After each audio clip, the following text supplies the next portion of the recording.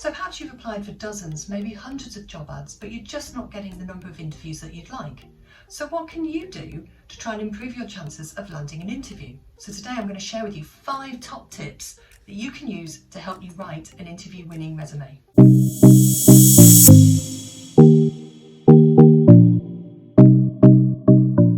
Hi, I'm Vicky Sherwood, author of the Biomed Badass blog and host of the YouTube channel where we discuss all things career related for STEM researchers working in academia and beyond. What you're going to learn about today are my 5 top tips to make sure your resume is an effective document for landing you interviews. Previously, I've walked you through how to write a resume using a format that will help you get noticed in the non-academic job market. Thanks to a request from one of my viewers, Eric, I thought it would be great to follow up with my 5 top tips that academics who are looking to transition to industry can use to produce an interview-winning resume. So let's get started.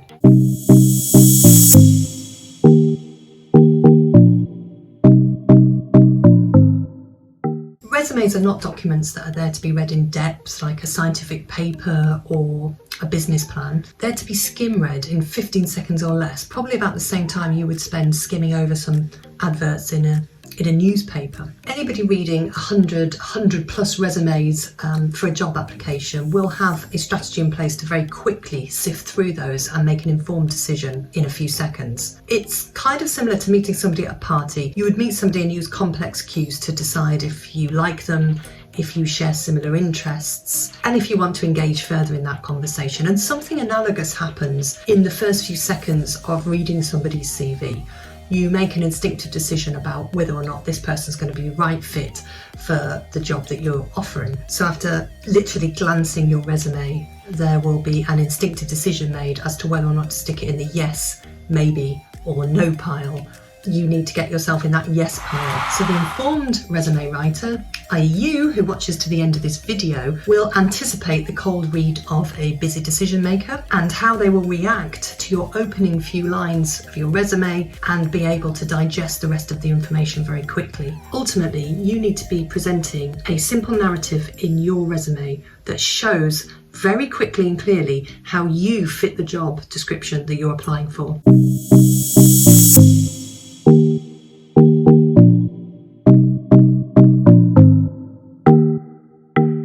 Many people view the resume as a document that exists between themselves and getting the job of their dreams. In reality, it's a document that opens up the possibility of a conversation about you getting a future job. So the document is incredibly important, and word for word, it probably works harder for you than any other document you'll ever write. But to get the most out of your resume, you really ought to be using it as part of a strategic multi-channel job search where you're not just relying on applying to advertised jobs, but also using other strategies to uncover the hidden job market.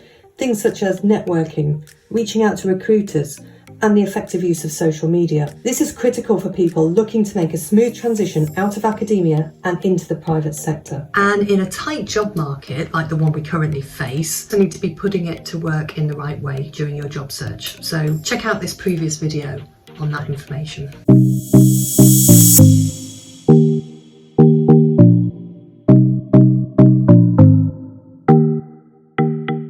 Now, unfortunately, not all employers will immediately recognise the value that your research training gives you. And while there are private sector employers who have direct experience of hiring people straight from academia in the past and therefore know what you have to offer, unfortunately there are some negative stereotypes that still persist out in the private sector. So what do I mean by these stereotypes? As scientists, we can sometimes be viewed as too nerdy, that we're only interested in scholarly pursuits and asking questions rather than solving problems, that we can be inefficient at meeting deadlines because we procrastinate too much and we're therefore not good at making decisions in a fast-paced environment, that we can sometimes struggle to fit in because we've been used to working in isolation rather than in teams, and therefore we will struggle to collaborate with others in our team and importantly customers as well, that maybe we expect too much money, that we are more highly qualified and therefore we expect certain privileges when being hired.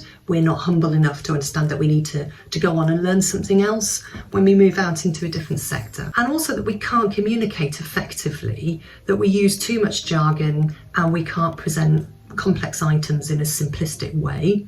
and that we ultimately lack knowledge of the non-academic world and worry therefore that we can't work in a particular organisation effectively enough to thrive. It's our job as academic researchers who are applying for jobs in the private sector to convince employers otherwise of these misconceptions, and we can use our resumes to help us do that.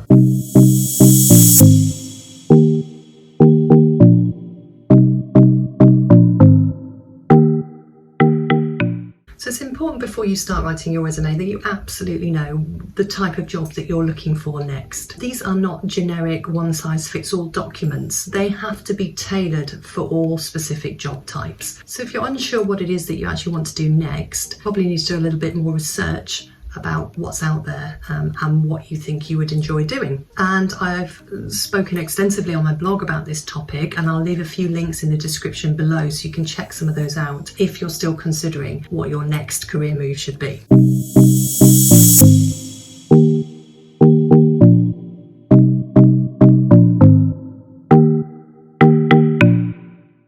Employers are looking for two things from their new hires. The first is that they can adapt to the company culture and team and that they're flexible within a working environment. And the second is that they'll get the job done. Your resume will very clearly need to get across that you cover these two things and that you are the right candidate for the hiring manager. So in this previous video, I walk you through how to go ahead and write a resume for a job in industry. Firstly, how to collate the evidence needed to generate a compelling resume, and secondly, providing an example that you can use of a resume layout that helped me make a relatively smooth transition from academia into the private sector. So I'd strongly recommend checking out this video if you're planning to make that career transition from academia into industry yourself. So in summary, my top 5 resume tips are as follows. Number 1, grab the reader's attention quickly with your resume. Those opening few lines on your resume are important real estate, so make sure they're relevant for the job you're applying and make them work for you. Number 2, get noticed in the non-academic job market. This means putting your resume to work in a strategic multi-channel job search, not just passively applying to job ads alone. Number 3, dispel negative stereotypes of academic researchers. Don't give a recruiter reasons to stick your resume in the no pile, even if they're unfounded or based on assumptions. Put your best foot forward by demonstrating that you're a well-rounded individual who can meet deadlines, work in a team, is humble, communicates effectively and has tons of relevant experience. Number 4, know the jobs you're going for and write your resume according to those positions. You need to tailor your resume for every single job that you apply for. Tip number 5, show that you can fit in and that you can get the job done. Demonstrate both these things and you've got a good chance of being invited to an interview. And lastly, I'd like to give you a bonus tip for all of those of you who watched to the end of this video. It's important in your applications to try and tell a career story or a narrative throughout each application that you write. Even if your work experience felt random and serendipitous at the time when you took those roles, make sure that they appear planned and as part of an overall strategy as to how you got to where you are now and applying for this job specifically that you're going for. So that's it. I hope you enjoyed my top resume tips and I wish you all the best for your applications. Good luck.